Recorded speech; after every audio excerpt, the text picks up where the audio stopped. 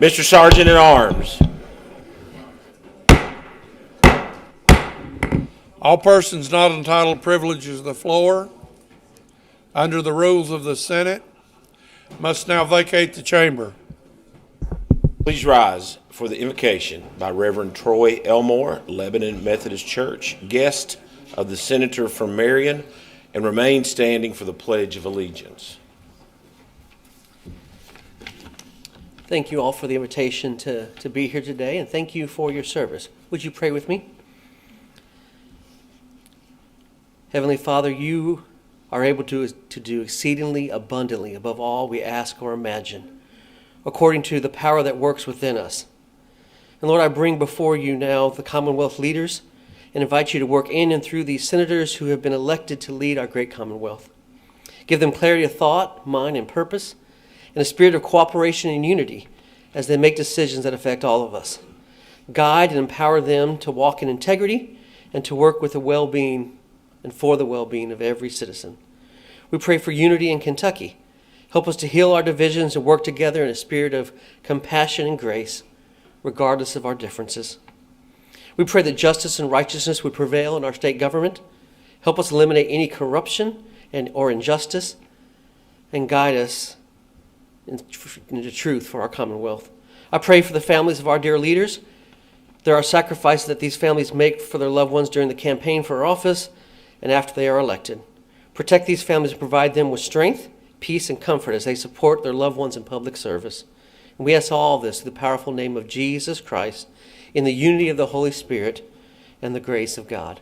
Amen.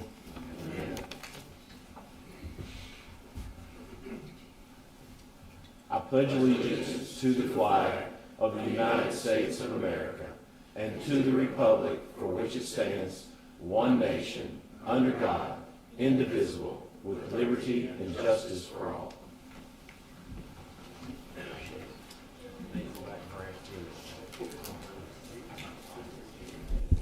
Mr. Clerk, please call the roll.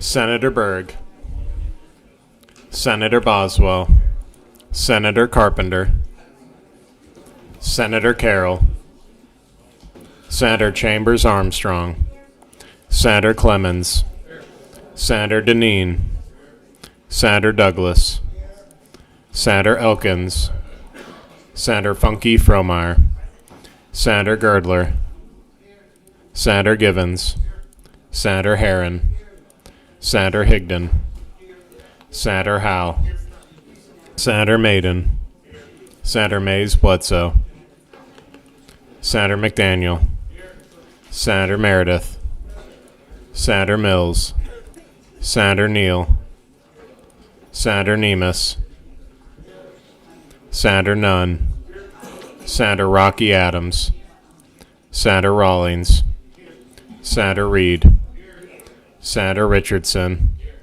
Senator Smith, Senator Stivers, Senator Storm, Senator Thomas, Senator Titchener, Senator Webb, Senator West, Senator Wheeler, Senator Williams, Senator Wilson, Senator Wise. Berg and Carroll.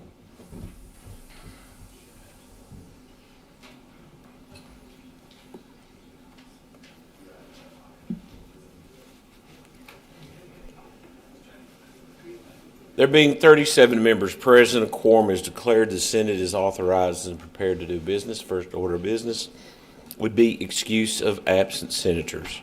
Senator from Taylor. Mr. President, I move that the absent senator be excused, please. Without objection, the absent senator is excused. Next order of business would be approval of the journal. Senator from Taylor. Mr. President, I move that the journal from Thursday, March the 12th, 2026 be approved as written. Without objection, the journal from Thursday, March 12th, 2026 is approved as written. Senator from Taylor. Mr. President, we welcome all those that are watching us today from KET, as well as those that may be watching us online and live streaming, as well as any that may be also in our Capitol Annex viewing room, as we conduct day 46 of this 60-day legislative session. Thank you, Mr. President. Thank you, Senator from Taylor. Before we go on with our regular course of business, Chair would recognize the Senator from Grayson. Thank you, Mr. President. Happy Friday the 13th. The Clerk of the House is here to communicate with our Senate. Mr. Clerk. Mr. President, the House has passed House Bill 506, 576, 621, 622, 647, and respectfully request concurrence of this honorable body. Thank you, young man. Now we will go on with our normal business. Second reading of bills on the calendar. Mr. Clerk, please report. Second reading of bills on the regular calendar. Senate Bill 138, an act relating to the protection of children, Senator Smith. Senate Bill 249, an act relating to workforce development and declaring an emergency, Senator Wheeler. Senate Bill 251, an act relating to the Department of Corrections, Senator West. Senate Bill 263, an act relating to education, Senator West. Senate Bill 278, an act relating to the Department of Kentucky State Police, Senator Reed. Senate Bill 281, an act relating to grandparent visitation, Senator Girdler. Senate Bill 289, an act relating to missing children, Senator Storm. Senate Bill 324, an act relating to the film industry credit, Senator Stivers. House Bill 96, an act relating to the Post-Secondary Education Working Group and declaring an emergency. House Bill 364, an act relating to benefits for Kentucky National Guard members. House Bill 366, an act relating to possession or viewing of matter portraying a sexual performance by a minor. House Bill 555, an act relating to school foods. House Bill 562, an act relating to alternative high school diplomas.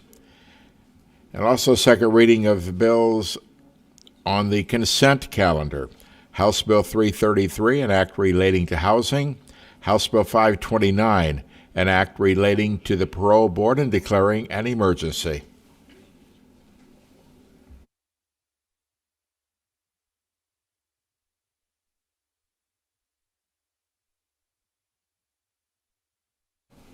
Does that conclude that report, Mr. Clerk? All right. For those bills and resolutions having received their second reading, they're all now in possession of the Rules Committee for further action. Next order of business will be report of committees. There not being no need. Do you have any new resolutions that have been filed? Being no new resolutions, then we will go to the senator from Taylor and for Taylor. Thank you, Mr. President. Mr. President, the call of the chair at the first recess, the Senate Majority Caucus will meet in the President's conference room. Thank you. Senator from Fayette, 13. Thank you, Mr. President. Good morning. Morning. Upon the first caucus, the Senate Democrats will meet in room 156 here in this facility. Room Members, 156. please take note. This body shall be in recess until call of the chair for the purpose of caucus meetings.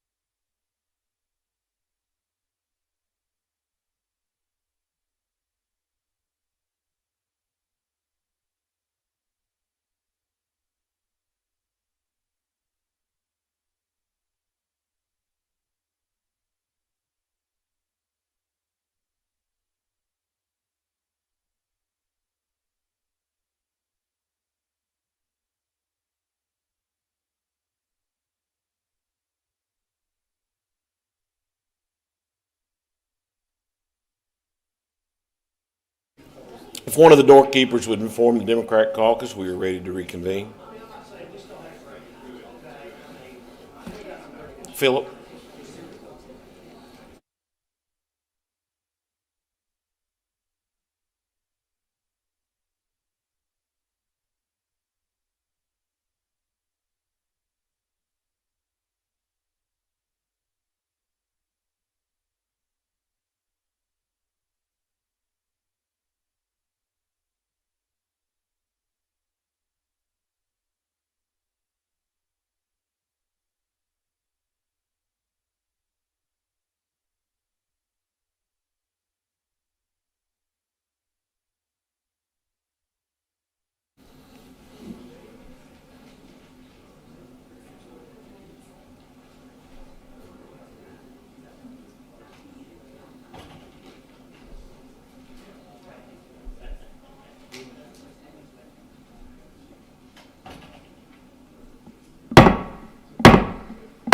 Body shall come to order.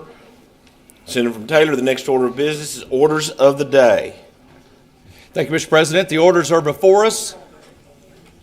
And with that, I move that Senate Bill 225 be taken from its place in the orders of the day, read for the third time by title only, and placed upon its passage.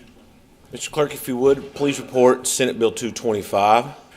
Senate Bill 225, an act relating to regulation of residential construction. Senator Mills. Senator from Taylor. Mr. President, I yield to the senator from Henderson for explanation of the bill. Senator from Henderson. Mr. President, Senate Bill 225 has a committee sub. If you'd ask the clerk to call that. Mr. Clerk, please report Senate Committee Substitute number 1. Senate Committee Sub 1 to Senate Bill 225. Senator from Henderson. Move adoption. Matter for the body is adoption. All those in favor say aye. Aye. Opposed. Ayes have it. Senate Committee Substitute number 1 is adopted. Senator from Henderson. Mr. President, Senate Bill 225 as subbed, comes out of our housing task force. And once again, we talked a lot about regulations, regulatory issues related to construction. And this bill really addresses and gives a charge to the Housing, Building, and Construction Department found in the Public Protection Cabinet that if a regulation is added, they have to do a cost-benefit analysis to what that regulation is going to cost a new built home, if it's going to add any cost to it. And they also have to do an analysis of whether this regulation is going to slow down or speed up residential construction. That analysis has to be turned in to the Legislative Research Commission for us to look at and to approve, just like we do all other administrative regulations. Mr. President, this is mainly just meant for to make the bureaucrats in our government think about what they're passing and what they're doing when it comes to residential construction. We all know that every penny, every dollar that goes into a house, a cost, causes that cost to rise to people that are looking to get that first house or to upgrade. Mr. President, we're trying to make homes more affordable here in the state of Kentucky and make them more available. So if there are not any questions, I move for approval or passage of Senate Bill 225 as amended by Committee Sub 1. The matter for the body is passage of Senate Bill 225 as amended. Seeing no one seeking recognition, Mr. Clerk, please call the roll. Senator Berg. Senator Boswell. Senator Carpenter. Senator Carroll. Senator Chambers Armstrong. Senator Clemens. Senator Deneen. Senator Douglas. Senator Elkins. Senator Funke Fromeyer. Senator Girdler. Senator Givens. Senator Herron. Senator Higdon. Senator Howe. Senator Maiden. Senator Mays Bledsoe. Senator McDaniel. Senator Meredith. Senator Mills. Senator Neal. Senator Nemus. Senator Nunn. Senator Rocky Adams. Senator Rawlings. Senator Reed. Senator Richardson. Senator Smith. Sander Stivers, Sander Storm, Sander Thomas, Sander Titchener, Sander Webb, Sander West, Sander Wheeler, Sander Williams, Sander Wilson, Sander Wise.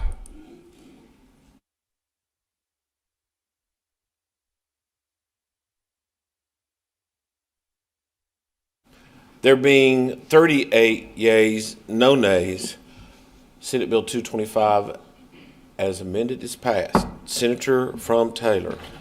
Mr. President, I move that Senate Bill 224 be taken from its place in the orders of the day, read for the third time by title only, and placed upon its passage. Mr. Clerk, please report. Senate Bill 224, an act relating to land use. Senator Mills. Senator from Taylor. Mr. President, I yield back to the Senator from Henderson for explanation of the bill. Senator from Henderson. Mr. President, Senate Bill 224 also has a committee sub. If you could have the clerk read that, or call that. Mr. Clerk, please report. Senate Committee Sub 1 to Senate Bill 224. Senator from Henderson. Move adoption. The matter for the body is adoption of the Senate Committee substitute. All those in favor say aye. Aye. Opposed? Ayes have it. Senate Committee substitute number 1 is adopted. Senator from Henderson. Mr. President, Senate Bill 224 as substituted is once again a kind of related to the Housing Task Force. This bill gives protections to developers and gives more certainty for developers when you go through the approval process. Mr. President, there's usually two places where rights are vested, and we want to make sure that those rights remain vested. The first is during a building permit. The second is when a submission occurs for a preliminary development plan. Mr. President, this bill says, the first part of this bill says that at the issuance of the building permit, that you will have a certain amount of time where regulations and regulatory changes will not affect that building project. Also, when it comes to the development plan, the same goes there. Once that preliminary development plan is approved, the rights are vested for 3 years and could be extended for another additional 2 years. This gives developers certainty to know that local governments or local approval processes will not change on them, and that will help developers feel better about developing in the state of Kentucky. Mr. President, there is a second part of Senate Bill 224, and what this addresses is who has standing to appeal a final action. So when a development plan goes into effect, sometimes there are approval processes through the Board of Zoning and the Planning Commission that have to be passed, and then they go to local government for approval. Once the local government approves that final approval, then that's what this second part of the bill is addressing. Who can appeal that final action? Mr. President, this does not, in the process, this does not take away anybody's right to go before the Board of Zoning and Adjustment or the Planning Commission or their local government board to talk about, to protest, to do whatever they want to on this development. But once a final action is taken, this says that this adds that whoever challenges that final action has to meet 3 criteria, and that has to be they have to own real estate in that zone. They have to have sustained damages, personal distinct damages, and they have to have been working in the approval process. They can't just kind of swoop in and decide to challenge a final action. So, Mr. President, Senate Bill 224 is about giving developers certainty in the developing process. It's about helping the reputation of Kentucky and get Kentucky labeled as a more friendly developing state. So if there are not any questions, I would move for passage of Senate Bill 224 as sub by Senate Committee Sub 1. The matter for the body is passage of Senate Bill 224 as amended. Senator from Jefferson 19. May I speak against the motion for passage, please? Please proceed. Thank you, sir. I think the first part of this bill is really great, and I thank the senator from Henderson for bringing it. I think it will encourage development in the state of Kentucky. My concerns are with the second part of the bill, which limits who can bring challenges to final actions. Those of us who have served in local government or are familiar with the way local government works will know that sometimes the local legislative body can totally change what happened in the planning and zoning or the Board of Adjustment below. They have a lot of discretion.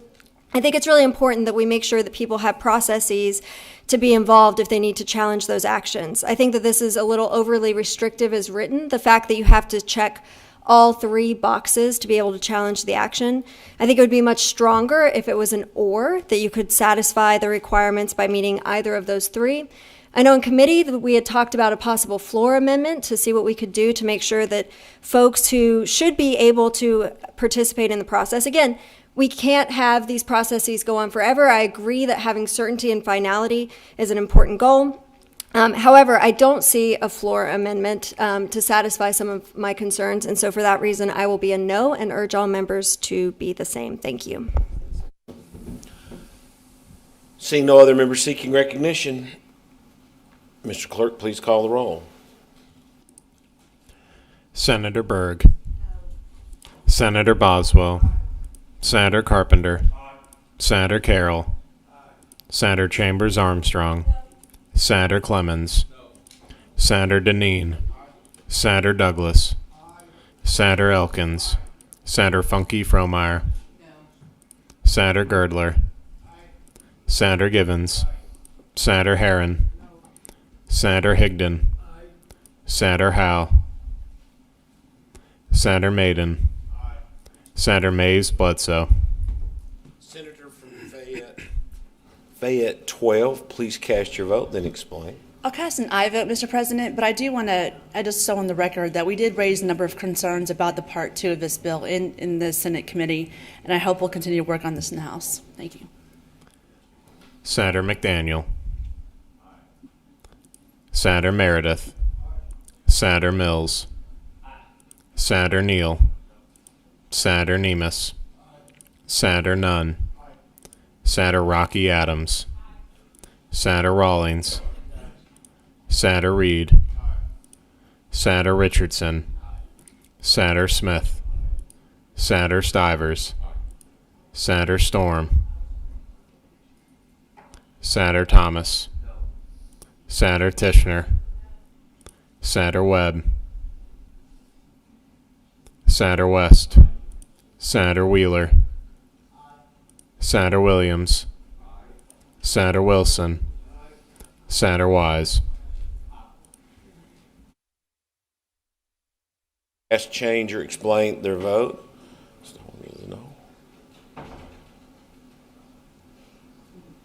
Seeing none, there being 27 yeas, 10 nays, Senate Bill 224 as amended is passed. Senator from Taylor.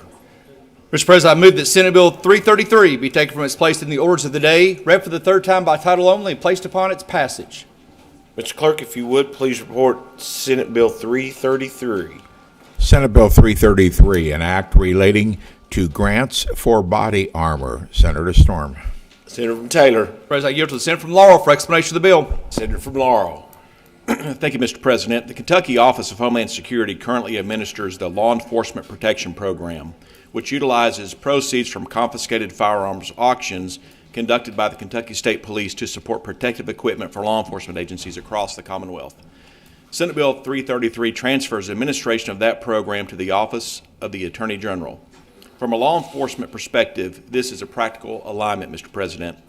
The Attorney General's office already administers Kentucky's largest body armor grant program, which is in the current biennium exceeds $15 million in funding and supports agencies across the Commonwealth.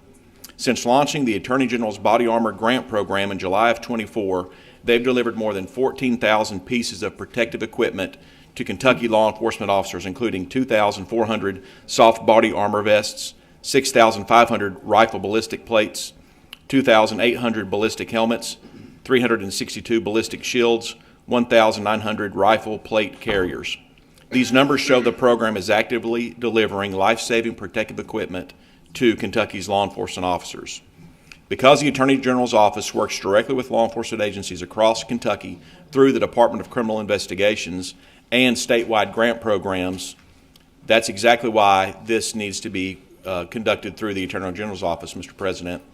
Senate Bill 333 ensures that funds generated from the lawful disposal of confiscated firearms are reinvested directly into other safety or officer safety across the Commonwealth. Mr. President, please ask the clerk to report Senate Floor Amendment 1 to Senate Bill 333. Mr. Clerk, if you would please report Senate Floor Amendment number 1. Senate Floor Amendment 1 to Senate Bill 333. Senator from Laurel. Move adoption. Matter for the body is adoption of the floor amendment. All those in favor say aye. Aye. Opposed? Ayes have it. Senate Floor Amendment number 1 is adopted. Senator from Laurel. Thank you, Mr. President. Senate Floor Amendment 1 to Senate Bill 333 makes clear that the proceeds of firearms sales shall be utilized by the Office of the Attorney General to provide grants for the purchase of body armor for sworn peace officers in those departments, as well as service animals of those departments. Mr. President, if there are no questions, I move passage of Senate Bill 333 as amended by Senate Floor Amendment 1. The matter for the body is passage of Senate Bill 333 as amended. Senator from Jefferson 26. What's his district? Would the senator from Laurel respond to a question for me, sir? Senator from Laurel, will you yield to a question? Yes, Mr. President, I will yield. Senator from Jefferson 26, he will yield. Thank you, sir. And it's not so much about this particular bill, it's about the program itself. Historically, I believe that when we sold these guns as a state, 80% of the proceeds went to the federal government. 20% of the proceeds were kept in state. Is that still true? Senator from Laurel. I'm not 100% sure on the way that those funding sources distribute throughout between the federal and state government. Unfortunately, I only know about Senate Bill 333 and what its mechanisms are going to do. All right, thank you. A statement, sir. Please proceed. This is not necessarily a statement against the bill because, you know, if this belongs in the office of the Attorney General, that's fine by me. But it is a statement. I just want to make sure that the public understands this program that we're talking about. Because what we do in the state of Kentucky, when we confiscate guns, now there's an exception if that gun was used in a homicide, or a suicide. But with those exceptions, we resell these guns. And 80% of those funds go to the federal government, 20% of those funds stay here locally in the state, and that money is used to buy armor for our police officers.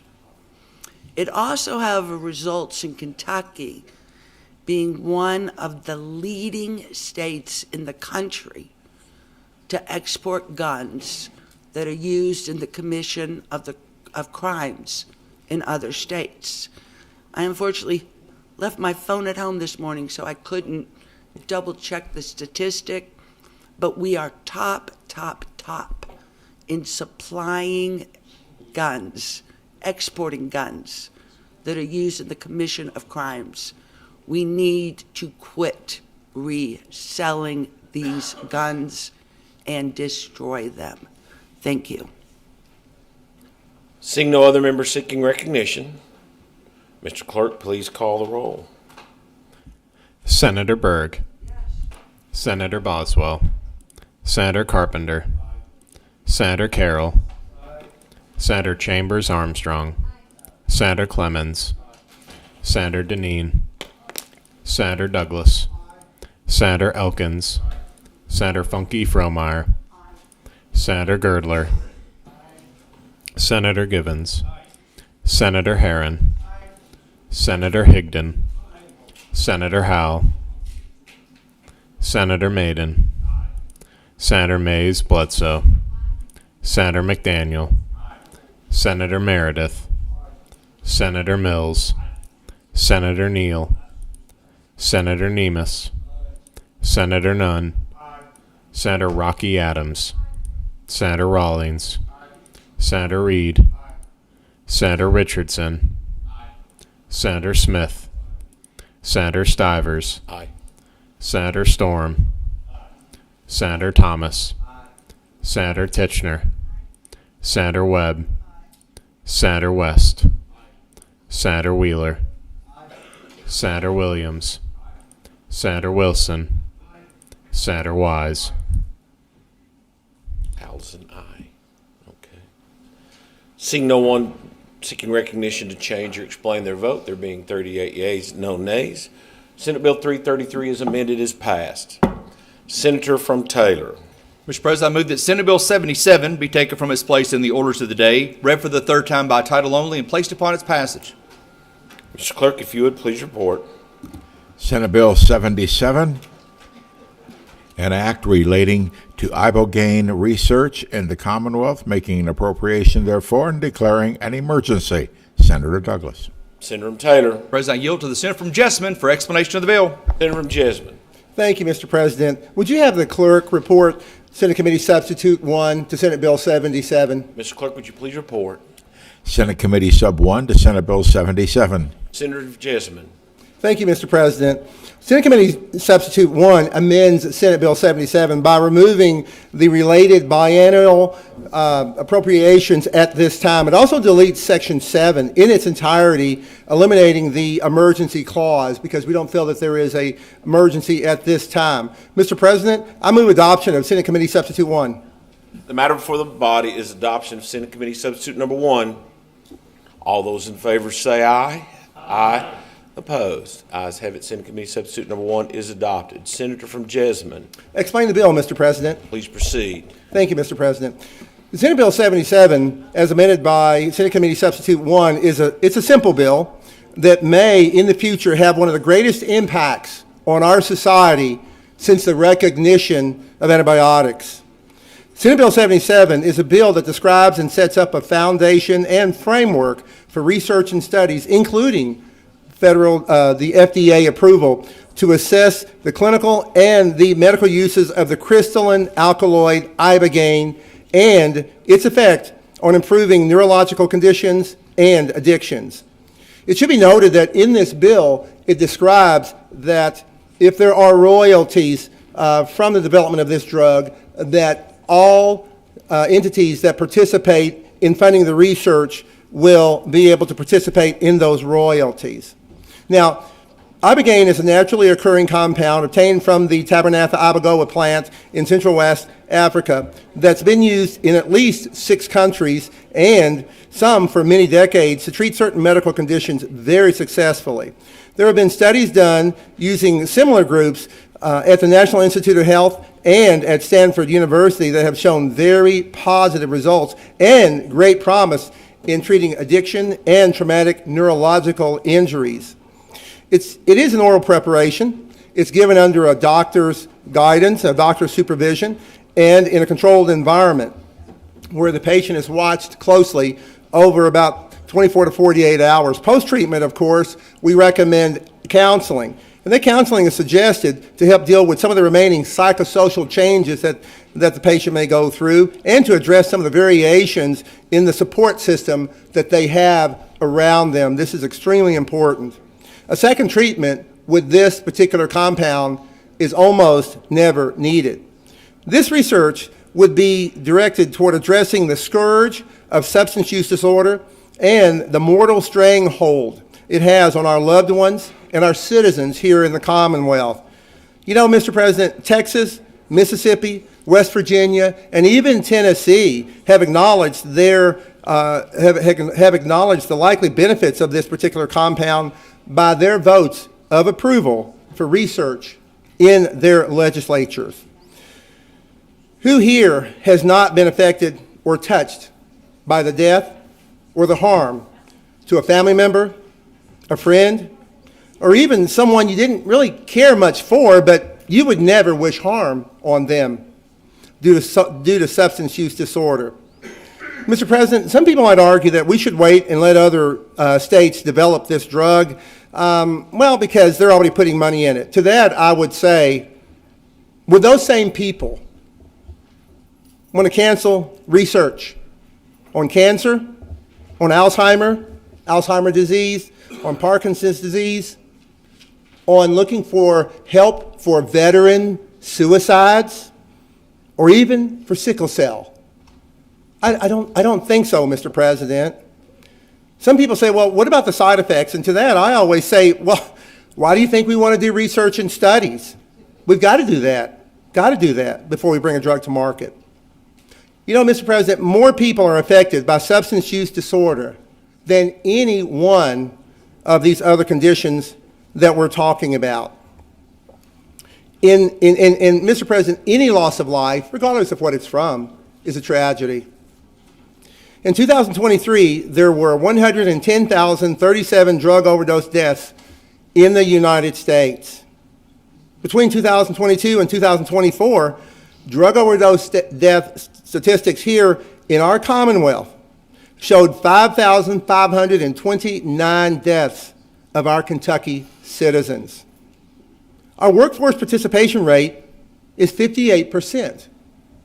And one of the reasons it's so low is substance use disorder.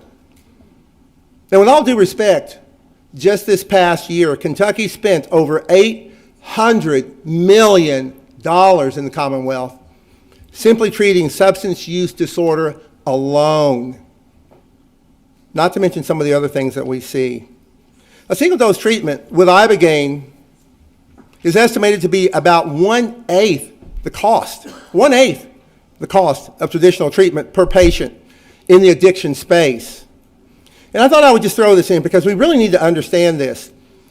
Inpatient substance use disorder clinics see a 68% program completion rate. Even the intense outpatient substance use disorder clinics only see between a 42 to a 46% program completion rate. And guess what, folks? The public still picks up the tab. I don't think that's fair.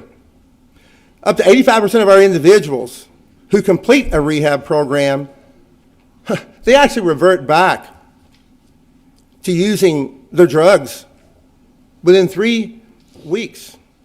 Or I should say within 1 year of completing rehab, and 2/3 of those who go back actually start using their drugs again within 3 weeks, but they'll try to finish the program. But the studies are out there.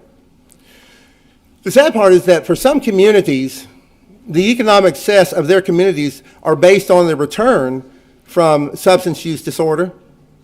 But this is not a reason, Mr. President, not to do the research, not to ask some companies to change their business model, and, Mr. President, not to try to save lives.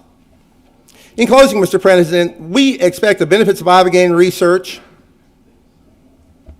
and we expect the clinical outcomes to be worth the exploration. Most any medication can be expected to give patients much more relief when those patients are motivated and willing to put in the time. Mr. President, this bill may end up being one of the most consequential, or this vote may end up being one of the most consequential votes that we take all session. I would ask the members in this chamber I would ask you not to be on the wrong side of history. It's not about what you think, and it's not about what you feel. It's about whether you really care about your fellow Kentuckians and whether you really are willing to go the distance to see what we can do to get rid of substance use disorder. Mr. President, unless there are questions, I move passage of Senate Bill 77 as amended by Senate Committee Substitute 1. The matter before the body is passage of Senate Bill 77 as amended. Senator from Shelby. Thank you, Mr. President. I want to thank the senator from Jasmine County for bringing this legislation. You know, Ibogaine, also known as plant medicine, I understand to have been used by warriors for centuries in order to fix their brains from post-traumatic and other types of injuries to the brain. You know, I know some of my colleagues may be side-eyeing this bill a little bit because it has to do with psychedelics, and I honestly would be one of those folks as well. had I not seen dozens and dozens of my Navy SEAL brothers who have had to travel out of the country to take part in this type of treatment, and I've seen firsthand the benefits. You know, many of these folks, my brothers, were days or weeks away from committing suicide from issues that they had from post-traumatic and brain injuries. And this is the only thing that we know of that actually works. I mean, I can go into story after story explaining how their lives were saved from this drug.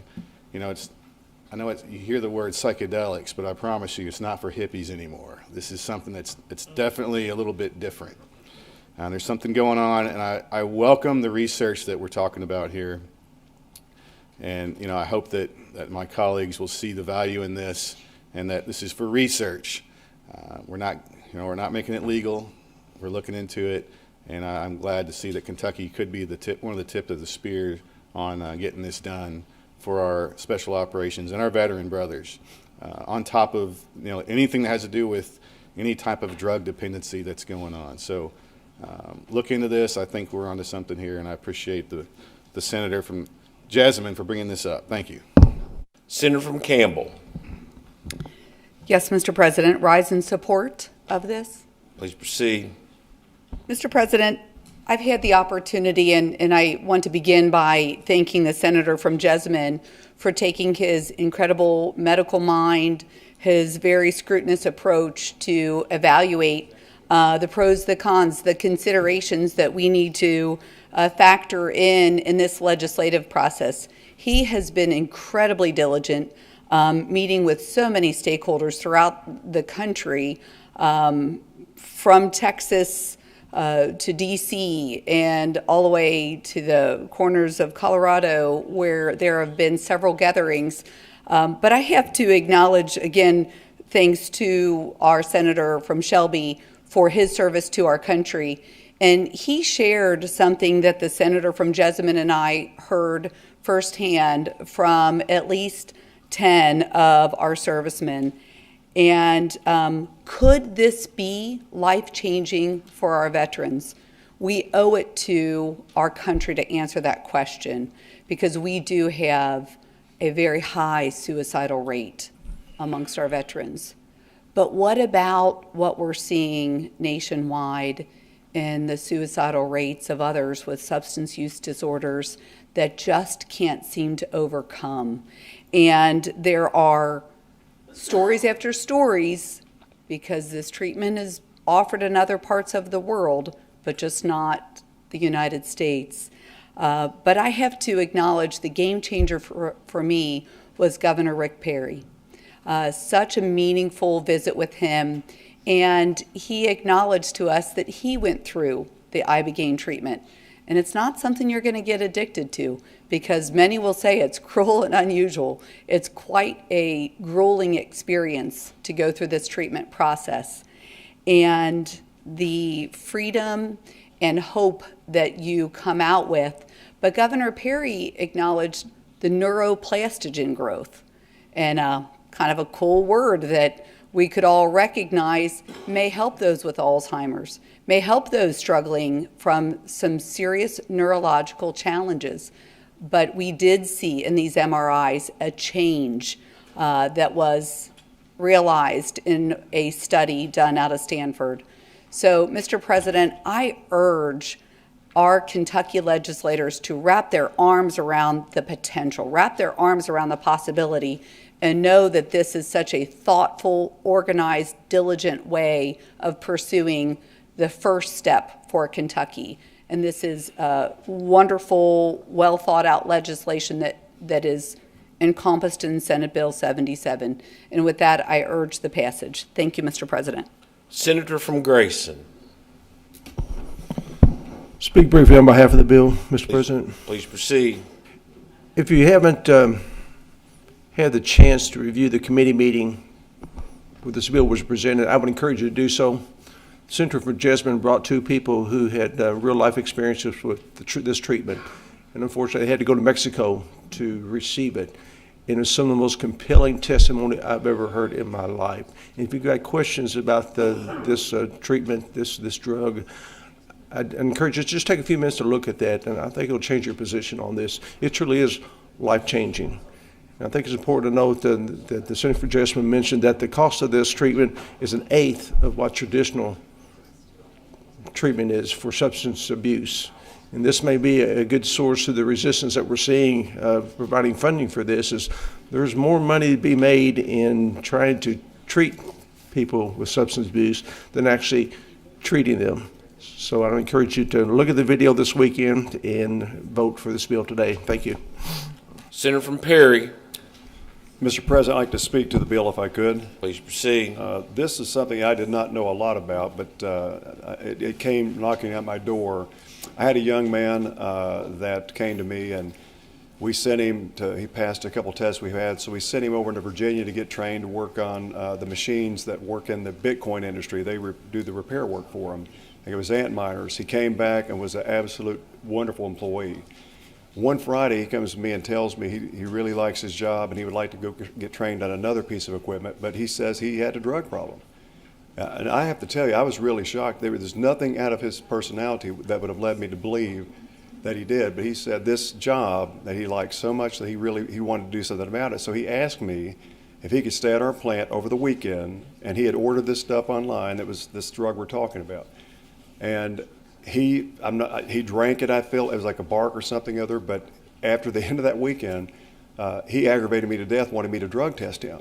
And so, we did, and he did. It was clean every time that we did, and it completely changed his life. And what's neat about this is we've all seen in our counties a lot of the clinics that come in, and you have to keep going back and get your monthly dose and stuff like that. What is so remarkable from this is it's a one-time treatment. So there's not that reoccurring cost that they come in there. And somebody that really, really wants to get off, this is a remarkable drug. This kid proved to it myself, and of course he couldn't get it here, so he had to mix it and do it on his own, which I don't know if that's the best thing to do, but I saw somebody really reclaim their life and take off, and they wanted to keep proving with that drug test, where before he would quit the job and go somewhere else so he wouldn't have to test. So we do have a unique opportunity here. I commend the sponsor. I think it's much bigger than some of us recommend, but I have seen with my own eyes the power of what this can do. Thank you.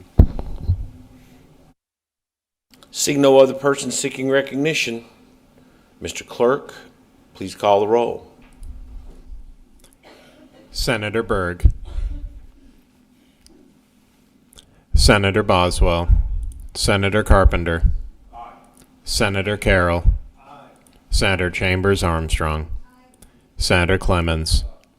Senator Deneen. Senator Douglas. Senator Elkins. Senator Funke Fromeyer. Senator Girdler. Senator Givens. Senator Herron. Senator Higdon. Senator Howe. Senator Maiden. Senator Mays Bledsoe. Senator McDaniel. Senator Meredith. Senator Mills. Senator Neal. Senator Nemus. Senator Nunn. Senator Rocky Adams. Senator Rawlings. Senator Reed. Senator Richardson. Senator Smith. Senator Stivers. Aye. Senator Storm. Senator Thomas. Senator Tishner. Senator Webb. Senator West. Senator Wheeler. Senator Williams. Senator Wilson. Senator Wise.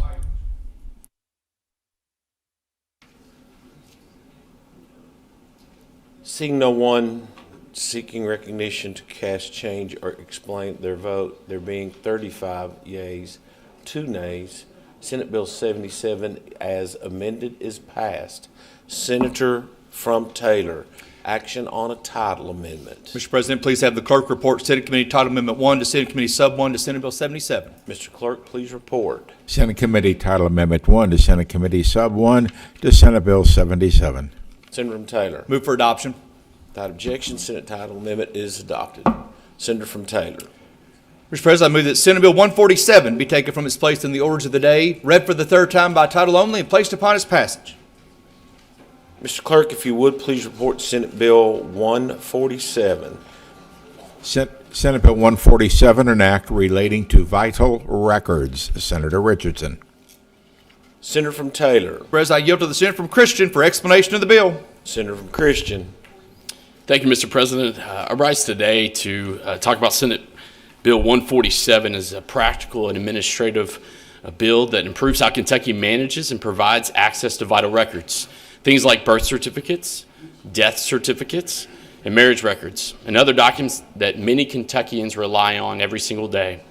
First, this bill modernizes the process for requesting certified copies. It allows the Cabinet for Health and Family Services to establish procedures through administrative regulations so that the system can be more adaptive and fluid to modern technology.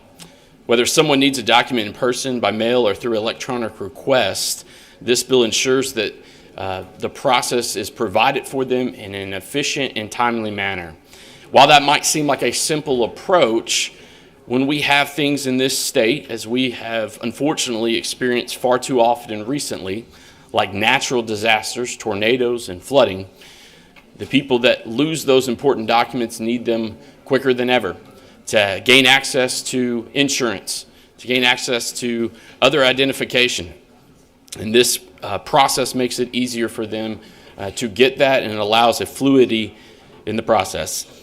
This bill also maintains an important fee exemption for certain public purposes. That will continue. It also strengthens coordination between the Cabinet and the Kentucky Board of Elections. That July 1st every year, the death rolls in Kentucky will be presented to them so that our election officials maintain accurate voter rolls. This bill is about good government and responsible administration, keeping up with current technology and modern standards so that our Kentuckians have access to their documents when they need. And if there are no further questions, I move for passage of Senate Bill 147. The motion for consideration by the body is on the passage of Senate Bill 147. Any member seeking recognition to speak on the motion? Senator from Henderson. Mr. President, comment on the bill. Please proceed. Mr. President, I wholeheartedly endorse this bill. We've had quite a few debates in the last several years over voter list maintenance and voter roll maintenance, and I really think this is one of the more stronger pieces of legislation that we've had come to us. And the interesting thing is not only does this talk about removing people that have passed away from the voter rolls, it also gives proper protections as well. So I think this is a great piece of legislation moving forward, and I urge all my colleagues to vote yes. Any other member seeking recognition to speak on the motion?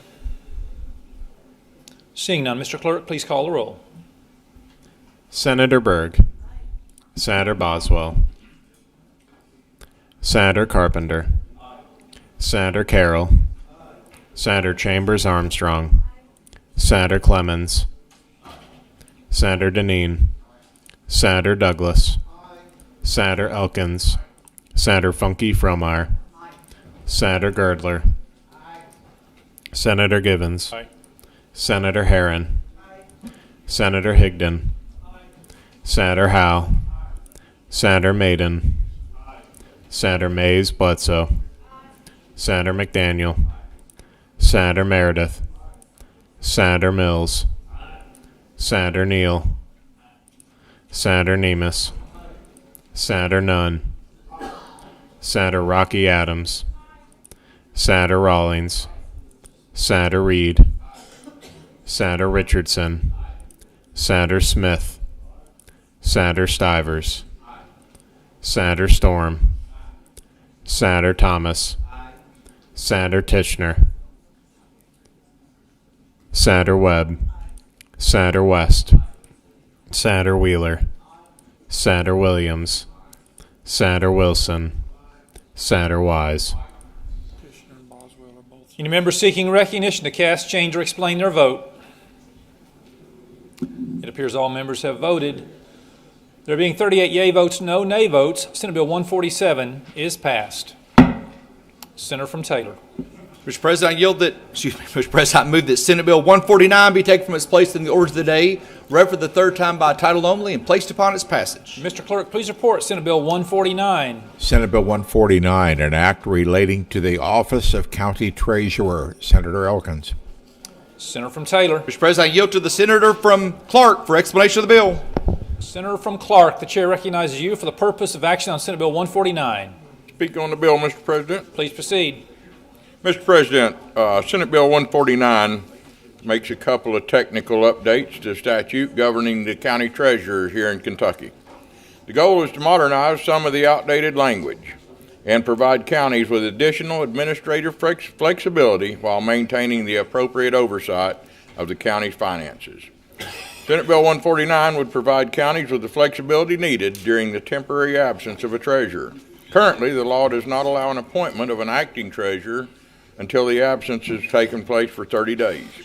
In this bill, we're adjusting that time frame to 5 days, allowing fiscal courts to respond more quickly if the treasurer cannot perform his or her duties due to illness, incapacity, or other circumstances. Because the county treasurer is responsible for handling county funds and financial transactions, this continuity of authority is important for payroll, vendor payments, and other daily fiscal operations. Fiscal courts will now be able to appoint a temporary treasurer for up to 60 days, thus allowing the adequate time to find the right person for the job instead of the rush that we often have now to hire a treasurer when a vacancy happens. This procedure provides clear guidance to the fiscal courts during unexpected situations such as the resignation, the illness, or the death of a treasurer. The bill does nothing to impact the existing 4-year appointment structure for county treasurers, ensuring existing continuity with county budgets and election cycles are not changed. Senate Bill 149, Mr. President, is about clarity and stability for our local governments. And if there are no questions or comments, I move for passage of Senate Bill 149. The motion for the body is on the passage of Senate Bill 149. Any member seeking recognition to speak on the motion? Seeing none, Mr. Clerk, please call the roll. Senator Berg. Senator Boswell. Senator Carpenter. Senator Carroll. Senator Chambers Armstrong. Senator Clemens. Senator Deneen. Senator Douglas. Senator Elkins. Senator Funke Fromeyer. Senator Girdler. Senator Givens. Aye. Senator Herron. Senator Higdon. Senator Howe. Senator Maiden. Senator Mays Bledsoe. Senator McDaniel. Senator Meredith. Senator Mills. Senator Neal. Senator Nemus. Senator Nunn. Senator Rocky Adams. Senator Rawlings. Senator Reed. Senator Richardson. Senator Smith. Senator Stivers. Senator Storm. Senator Thomas. Senator Titchener. Senator Webb. Senator West. Senator Wheeler. Senator Williams. Senator Wilson. Senator Wise. Any member seeking recognition to change or explain their vote?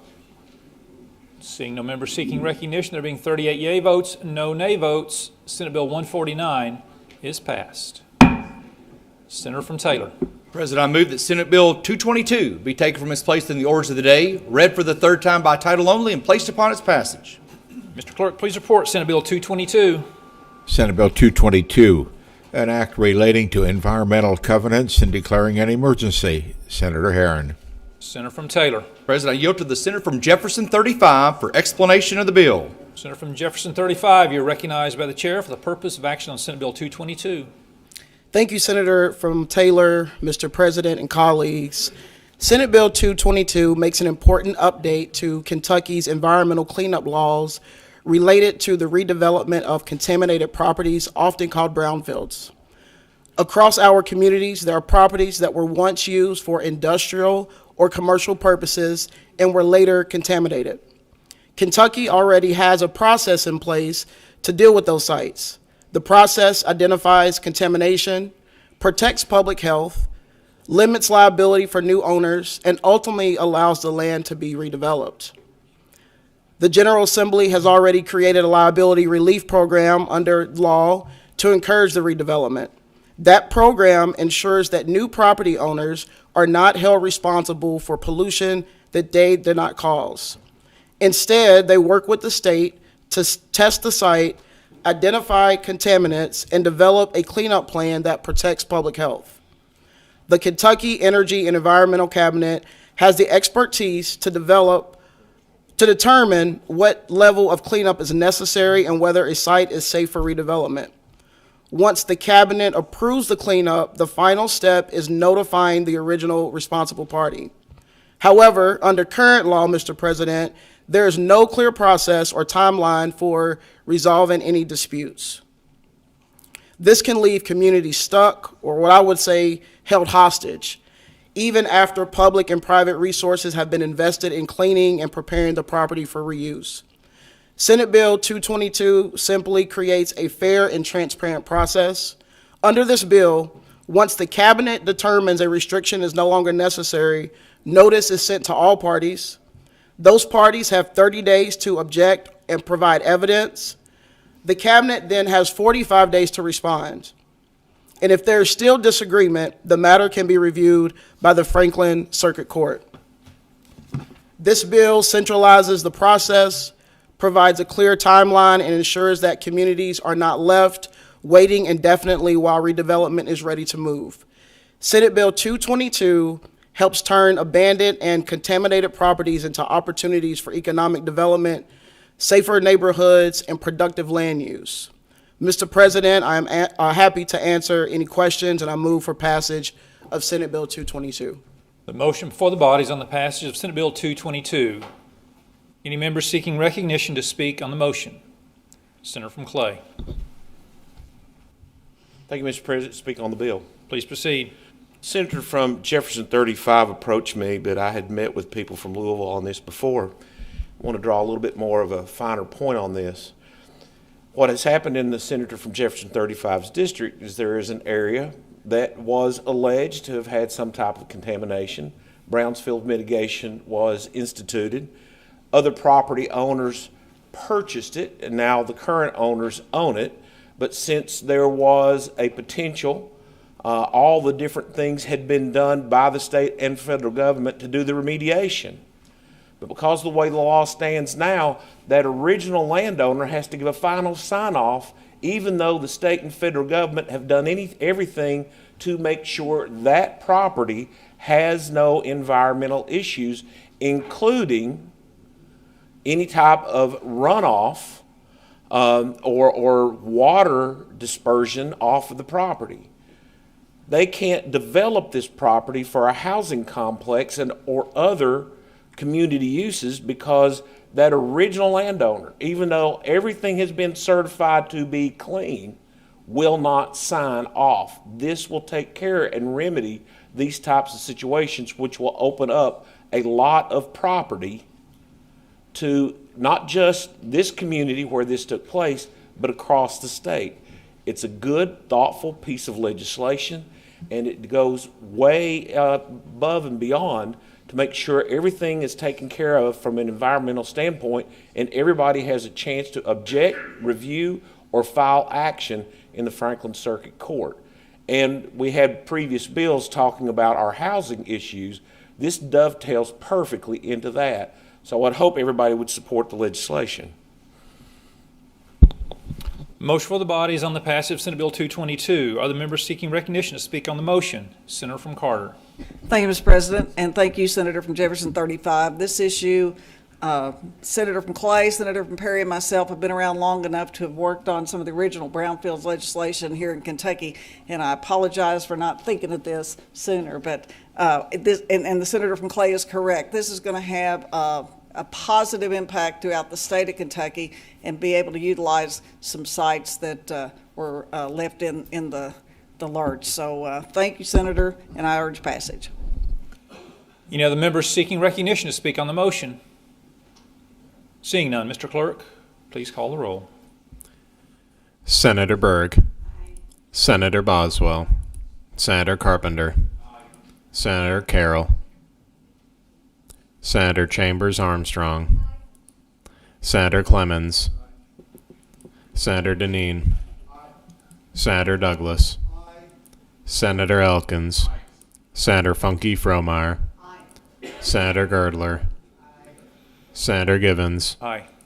Senator Herron, Senator Higdon, Senator Howe, Senator Maiden, Senator Mays Bledsoe, Senator McDaniel, Senator Meredith, Senator Mills, Senator Neal, Senator Nemus, Senator Nunn, Senator Rocky Adams, Senator Rawlings, Senator Reed, Senator Richardson, Senator Smith, Senator Stivers, Senator Storm, Senator Thomas, Senator Tishner, Senator Webb, Senator West, Senator Wheeler, Senator Williams, Senator Wilson, Senator Wise.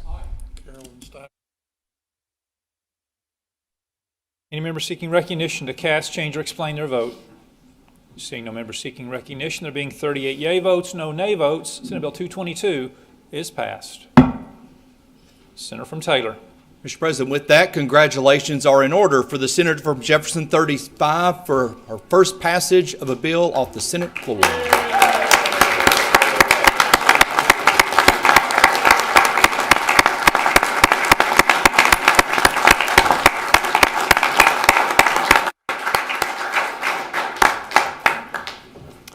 Senator from Taylor. Thank you, Mr. President. As we move along, I move that Senate Concurrent Resolution 66 be taken from its place in the orders of the day, read for the third time by title only, and placed upon its passage. Mr. Clerk, please report Senate Concurrent Resolution 66. Senate Concurrent Resolution 66. A concurrent resolution urging the University of Kentucky and the University of Louisville to explore opportunities to participate in federal nuclear-related programs and to expand their curricula to offer courses and degree paths to train the workforce that will construct and operate the next generation of nuclear energy facilities. Senator West. Senator from Taylor. Mr. President, I yield to the Senator from Bourbon for explanation of the bill. Senator from Bourbon, you're recognized for the purpose of action on Senate Concurrent Resolution 66. Thank you, Mr. President. Thank you for the opportunity to present on SCR 66. In my opinion, this is a very important piece of legislation, as everyone here thinks their own piece of legislation is the most important thing since sliced bread, and the Commonwealth can't last another day without it. But I'll try to be brief today. The energy ecosystem in the country has changed a lot in the past 12 to 24 months, and that's the reason for this piece of legislation. Because of AI, the national defense component of AI, EVs, all the energy we need for our devices, all the energy we need for economic development, it's clear that we need more energy, and we need it now. Some people, some experts say that we may need to double our energy output by double in the next 10 to 20 years. It's important to point out that China has done that. In the past 10 to 15 years, they have actually doubled their energy output. And so we are becoming, we're getting behind as a country and as a state. And the bottom line today, Mr. President, is the states that move quickly to embrace nuclear energy and new opportunities that are currently available will move ahead, and those who don't will fall behind. And what that means for us in falling behind is less opportunity for our kids and our grandkids. And that less opportunity means fewer jobs, higher cost electricity, negative health outcomes, lower paying jobs, less educational opportunity, and the list goes on and on. And the problem we have today is that as a state, as a Commonwealth, we have a very small window of opportunity here. Under the current administration, There's currently regulatory and permitting relief available. There's also money available. There's money available in the federal budget, the general fund, as well as the military budget. And I would hate to see us as a state miss this opportunity. And so that's what this concurrent resolution does. It urges UK and U of L to take advantage of these opportunities that are out there in both permitting, research, and economic development. And to end up, in an attempt to be brief, I'm just going to read a press release. This press release is from Texas A&M University on some of the opportunities they recently took advantage of. The Texas A&M University System and Last Energy have launched a bold collaboration to bring next-generation nuclear power to life with a microreactor pilot at the Texas A&M Rellis campus. This groundbreaking project will deploy Last Energy's 5-megawatt PWR-5 microreactor, a compact version of its larger commercial design, to demonstrate safe, low-power criticality and, in future phases, electricity generation for the grid. Fully financed with private capital and backed by a fast-track pathway with the U.S. Department of Energy, this initiative marks Last Energy's first U.S. reactor deployment and positions Texas at the forefront of advanced energy innovation. More than a technological milestone, this partnership represents a powerful fusion of private innovation and public research working together to solve real-world energy challenges. With fuel secured, land leased at Rellis, and federal authorization underway, the pilot sets the stage for scalable, reliable, and clean power solutions that support Texas's economic growth and energy independence. Texas A&M's mission to fuel innovation and shape the future of energy is on full display with this microreactor project, ushering a new era of reliable next-generation power. So that is a press release from Texas A&M. This is current. This is happening right now. And my point of reading this on the floor today, Mr. President, is couldn't you take out Texas A&M and say the University of Kentucky or the University of Louisville? And couldn't you take out the word Texas and say Kentucky? Why aren't we here? Why aren't we here? We should have been here 20 years ago. And we talked about this a little bit on the floor yesterday with the EPIC Commission. With proper planning and forward thinking, we could have had this. We could have had this. And so the opportunity is there and will be there in the next several years. So this urges UK and U of L to work with us, work with the executive branch, and make it happen in Kentucky. If there are no questions, Mr. President, I would urge adoption of SCR 66. The motion for the body is on adoption of Senate Concurrent Resolution 66. Member seeking recognition to speak on the motion for adoption, Senator from McCracken. Mr. President, the senator from Bourbon is quickly becoming my favorite senator.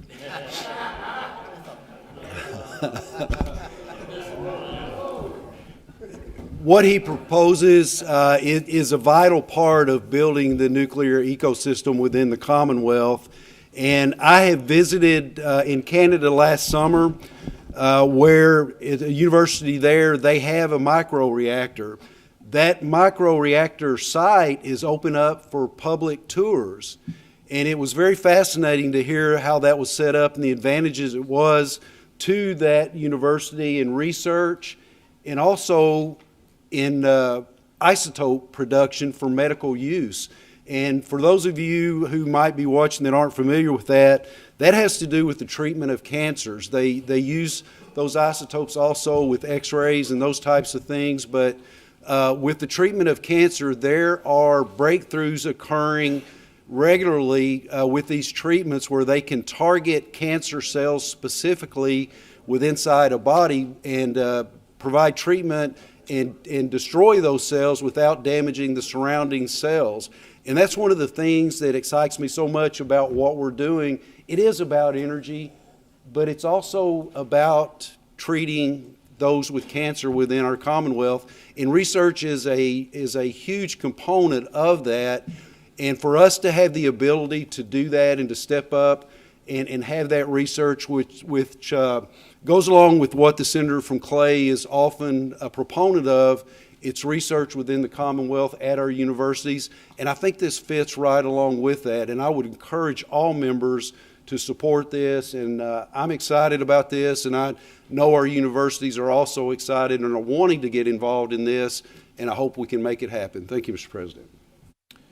Thank you. Senator from Bourbon, you wish to be recognized again on this motion? Yes, Mr. President. I would like to thank the Senator from McCracken. That's one of my life goals is to be everyone's favorite senator.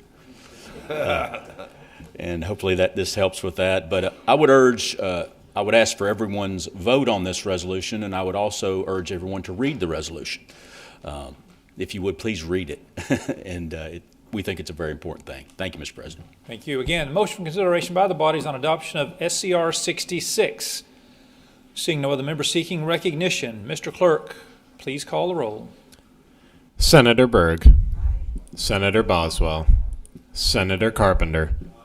Senator Carroll. Senator Chambers Armstrong. Senator Clemens. Senator Deneen. Senator Douglas. Senator Elkins. Senator Funky Fromeyer. Senator Girdler. Senator Givens. Aye.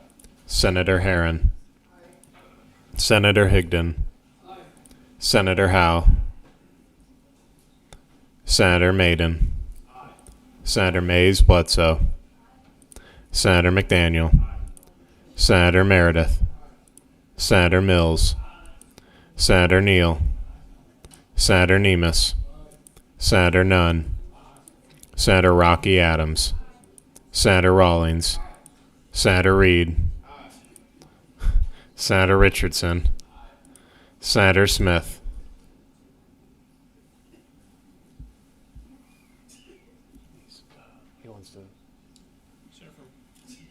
Senator from Perry, please cast your vote and then explain. Yes, I'd like to cast an aye vote, and just wanted to add, they'd mentioned a few colleges, but they left out the best, the Hazard Community and Technical College and KCTCS. We want to make sure they get a chance to be a part of this as well. Senator Stivers. Senator Storm. Senator Thomas. Senator Titchener. Senator Webb. Senator West. Senator Wheeler. Senator Williams. Senator Wilson. Senator Wise. Any member seeking recognition to cast, change, or explain their vote? Seeing no other members seeking recognition, there being 37 yea votes, no nay votes, SCR 66 is adopted. Senator from Taylor. Mr. President, I move that Senate Joint Resolution 75 be taken from its place in the order of the day, read for the third time by title only, and placed upon its passage. Mr. Clerk, please introduce Senate Joint Resolution 75 to the body. Senate Joint Resolution 75, a joint resolution directing the Public Service Commission to explore measures that would address affordability and the provision of essential utility services and declaring an emergency. Senator Maiden. Senator from Taylor. Mr. President, I yield to the Senator from Bell for explanation of the resolution. Senator from Bell, you're recognized for the purpose of action on SGR 75 and amendments thereto. Thank you, Mr. President. Would you have the clerk report committee substitute number 1, please? Mr. Clerk, please report. Senate Committee Amendment 1 to Senate Joint Resolution 75. Senator from Bell. Move for adoption. Motion for the bodies on adoption of the committee amendment. All those in favor say aye. Any opposed? The ayes have it. Committee Amendment 1 is adopted. Senator from Bell. Thank you, Mr. President. I'll speak on the committee sub first. All it does, it takes out the language. This is a resolution asking the Public Service Commission to do a study. And we took the gas out of it at this time because we've got this concerns electric and water. And also it asked them to do a regionalization study for all the utility districts in the state to see about the possibility of combining several districts together, but I'll speak on the joint resolution now. This resolution is pretty straightforward. It asks the Public Service Commission to take a careful, honest look at how we can make essential utility services more affordable for the people of Kentucky. That includes electricity and water, which has become two of the most serious affordability challenges in our state, especially for the people in my district. We know the reality many families face. Too many Kentuckians with low or fixed incomes struggle every month just to keep the lights on and water running. The resolution recognizes that access to water, sewer, heat, and power is essential to health, safety, and basic dignity. In cases involving Water Service Corporation of Kentucky and Kentucky American Water, both companies try to offer lower cost options for low-income customers, but the PSC explained that under the current Kentucky state law, they cannot approve rates based on customers' income. That means even when a utility wants to help, their hands are tied.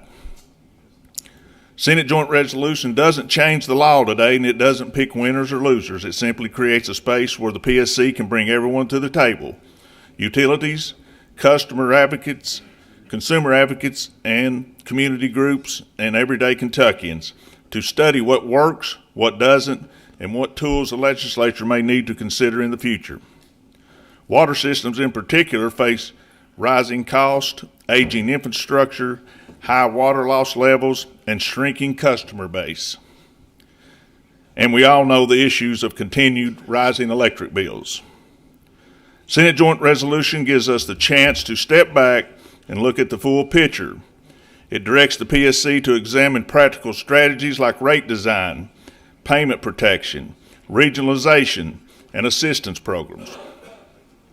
The kinds of approaches that other states are using successfully, and it requires a full report back to the General Assembly with recommendations. This is not a partisan issue, Mr. President. It's a Kentucky issue. We all want the same thing: safe, reliable, affordable utility service for every household, whether they live in the largest cities here in Kentucky or for the most rural hollers back in my district.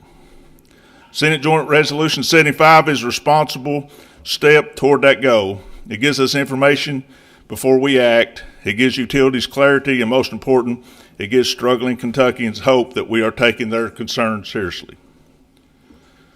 The people who live in my district have worked to fuel and power this nation for 60 plus years. They certainly shouldn't be bankrupted now by high utility bills. If there are any questions, Mr. President, I'll be glad to ask. If not, I move for adoption of Senate Joint Resolution, or passage of Senate Joint Resolution as adopted by Committee Sub Number 1. The motion for the body is on the adoption of Senate Joint Resolution 75 as amended by Senate Committee Substitute 1. So the TV wouldn't get you. Any member seeking recognition to speak on the motion for adoption? Seeing none, Mr. Clerk, please call the roll. Senator Berg. Senator Boswell. Senator Carpenter. Senator Carroll. Senator Chambers Armstrong. Senator Clemens. Senator Deneen. Senator Douglas. Senator Elkins. Senator Funke Fromeyer. Senator Girdler. Senator Givens. Aye. Senator Herron. Senator Higdon. Senator Howe. Senator Maiden. Senator Mays Bledsoe. Senator McDaniel. Senator Meredith. Senator Mills. Senator Neal. Senator Nemus. Senator Nunn. Senator Rocky Adams. Senator Rawlings. Senator Reed. Senator Richardson. Senator Smith. Senator Stivers. Senator Storm. Senator Thomas. Senator Titchener. Senator Webb. Senator West. Senator Wheeler. Senator Williams. Senator Wilson. Senator Wise. Any member seeking recognition to cast, change, or explain their vote? Seeing no members seeking recognition, there being 36 yea votes, no nay votes, Senate Joint Resolution 75 as amended is adopted. Senator from Taylor. Mr. President, I move that Senate Joint Resolution 134 be taken from its place in the orders of the day, read for the third time by title only, and placed upon its passage. Mr. Clerk, please introduce Senate Joint Resolution 134. Senate Joint Resolution 134, a joint resolution regarding utility fuel adjustment clauses under the jurisdiction of the Public Service Commission and declaring an emergency. Senator Wheeler. Senator from Taylor. President, I yield to Senator from Pike for explanation of the resolution.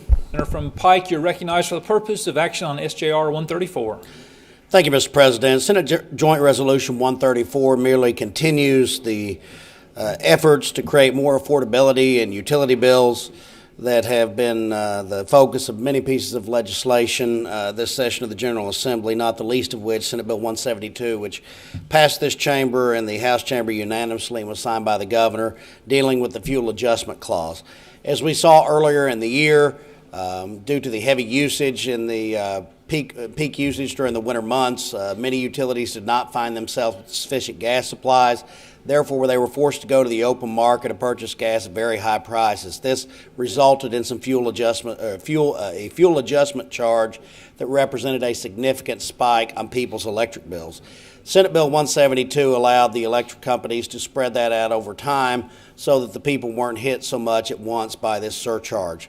What Senate Joint Resolution 134 does is actually takes this a step further. It orders the PSC to open a case, take public comment, take comment from the affected parties, and come up with an administrative process to towards a more long-term solution for the fuel adjustment surcharges so that those costs don't hit people so much during the winter months and the summer months, so that they have more predictability in what their electric bills are throughout the year. Very simple little bill, continues this legislature's efforts of more affordability with utility bills, and therefore I would move for passage of Senate Joint Resolution 134. Motion for the bodies on the adoption of Senate Joint Resolution 134. Any member seeking recognition to speak on the motion for adoption? Seeing none, Mr. Clerk, please call the roll. Senator Berg. Senator Boswell. Senator Carpenter. Senator Carroll. Senator Chambers Armstrong. Senator Clemens. Senator Deneen. Senator Douglas. Senator Elkins. Senator Funke Fromar. Senator Girdler. Senator Givens. Aye. Senator Herron. Senator Higdon. Senator Howe. Senator Maiden. Senator Mays Bledsoe. Senator McDaniel. Senator Meredith. Senator Mills. Senator Neal. Senator Nemus. Senator Nunn. Senator Rocky Adams. Senator Rawlings. Senator Reed. Senator Richardson. Senator Smith. Senator Stivers. Senator Storm. Senator Thomas. Senator Titchener. Senator Webb. Senator West. Senator Wheeler. Senator Williams. Senator Wilson. Senator Wise. Any member seeking recognition to change or explain their vote? Seeing none, there being 36 yea votes, no nay votes, Senate Joint Resolution 134 is adopted. Senator from Taylor, before I come back to you, a moment of clarification for the record, purposes of the record. A member brought it to my attention that I may have misspoke a moment ago regarding Senate Joint Resolution 75 and its passage. It was passed with Senate Committee Amendment 1, not a Senate Committee sub. That is correct. So the vote and the passage in the affirmative was on the adoption of Senate Joint Resolution 75 with Senate Committee Amendment 1. Correct, Mr. President. Thank you, sir. Now, Senator from Taylor. Mr. President, we're going to pass over House Bill 290, but please let the clerk know we will retain its place in the orders of the day. Record will reflect that House Bill 290 is being passed over and it will retain its place in the orders of the day. Senator from Taylor. Mr. President, with that concludes the orders of the day. Thank you, sir. Next order of business is meeting of committees. Mr. President, I make the motion that the Senate recess from meeting to the Rules Committee, Committee on Committees, the clerk says, please. The Senate shall stand in recess till the call of the chair for the aforementioned Rules Committee and Committee on Committees meetings at the clerk's desk.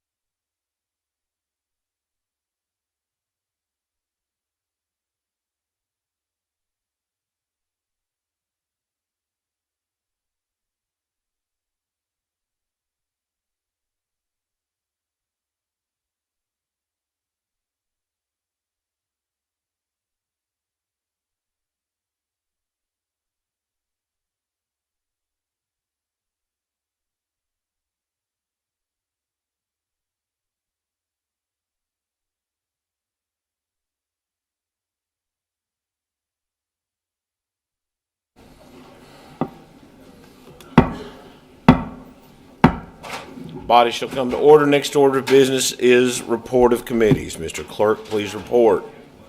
The Rules Committee has met and posted these bills to the regular orders for Monday, March 16th, 2026.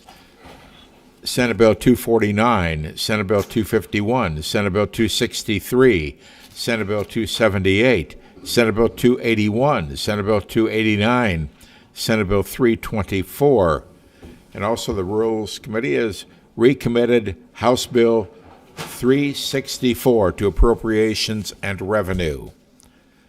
The Committee on Committees has met and referred the following bills and resolutions to the Agriculture Committee. House Bills 142, 571, 658. To Appropriations and Revenue, House Bills 2, 757 and 900. To Banking and Insurance, House Bills 164, 265, 527, and 568. To Families and Children Committee, Senate Bill 257, House Bill 611. To Licensing and Occupations, House Bills 36, 49, 92, 185, 254, 424, 628, and 657. To the Transportation Committee, House Bills 501 and 502 and House Joint Resolutions 75 and 76. And to the Senate floor, Senate Resolutions 159 and 160. Mr. Clerk, does that conclude your report? Thank you, sir. Next order of business is motions, petitions, communications, resolutions, and announcements. Senator from Taylor. Mr. President, just a quick announcement for all members of the chamber. A reminder, on Monday when we gavel back in on March the 16th, on Monday, it will be at 2 p.m. 2 p.m. on Monday, March the 16th. So make sure you have that in your calendars when we come back over the weekend. Thank you, Mr. President. Members, please take note. We will start promptly at 2. Senator from Laurel. Announcement, Mr. President. Please proceed. Mr. President, the Judiciary Committee will meet upon adjournment. Promptly upon adjournment, we have one bill. Please be prompt. Members of the Judiciary Committee meeting afterwards, please be prompt. Senator from Shelby. Thank you, Mr. President. I've got dozens of school board members and superintendents across the state watching today, and I'd like to ask the clerk to read Senate Resolution 47 in its entirety, please. Mr. Clerk, if you would please report Senate Resolution 47 and read it in its entirety. Senate Resolution 47, resolution reaffirming the authority of locally elected school boards to govern school districts through policy and procedure in accordance with state law. Whereas the Commonwealth of Kentucky has long recognized that locally elected boards of education are best positioned to govern school districts in a manner responsive to their communities.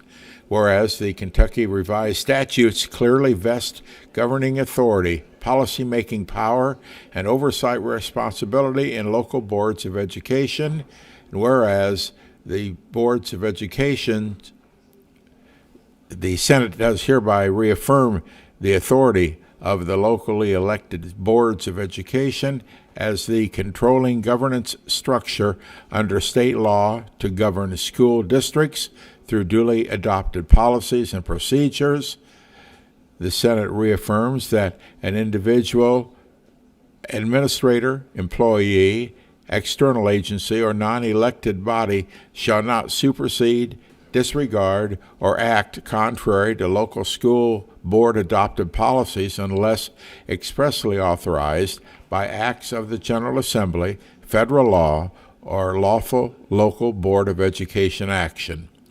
All district operations, administrative decisions, and enforcement actions shall be conducted in strict accordance with policies adopted by the local boards of education, consistent with the Kentucky Revised Statutes. The roles of superintendents and administrators are to carry out and administer local board of education policy, not to create de facto policy through unilateral action.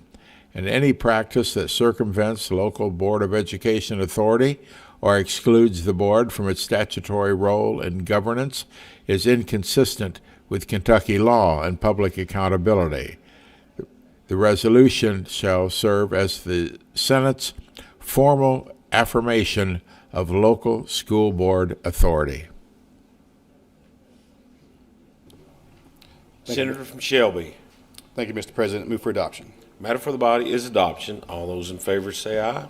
Aye. Opposed? Ayes have it. Resolution is adopted. Senator from Shelby, you have further need? No, sir. Thank you, Mr. President. Senator from Marion. Thank you, Mr. President. Record votes. Please proceed. Mr. President, I was out of the chambers last week and missed several votes. I'm going to file the proper paperwork. And Without objection, so ordered. thank you. Senator from Carter. I, too, Mr. President, was out of the chamber and submitted paperwork to record votes. Please file the appropriate paperwork, and without objection, so ordered. Seeing no one else seeking recognition, Mr. Clerk, do you have any floor amendments? Yes, I do. Please report them.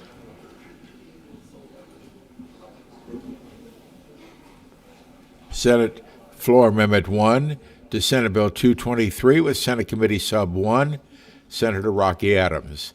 Senate Floor Amendment 1 to House Bill 96 with Senate Committee Sub 1, Senator Thomas.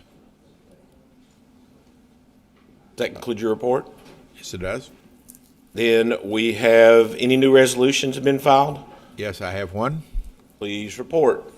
Senate Resolution 165, resolution recognizing the 50th anniversary of the Scotia mine disaster in Letcher County. Senator Maiden. That concludes all your reports and all your filings. It does. All right. Then the last order of business is adjournment. Seeing no one seeking recognition, Senator from Taylor, do you have a motion? Mr. President, the Senate shall stand adjourned until 2 p.m., Monday, March the 16th, year of our Lord, 2026. Without objection, the Senate shall stand adjourned until the hour of 2 p.m. Monday, March 16th, year of our Lord, 2026. Hey.